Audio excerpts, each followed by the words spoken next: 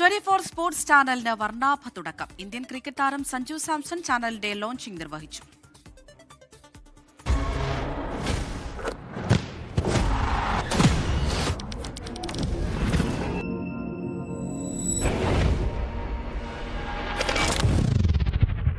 എല്ലാവർക്കും നമസ്കാരം.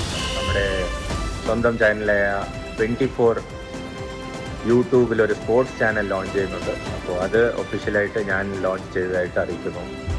All the best team 24.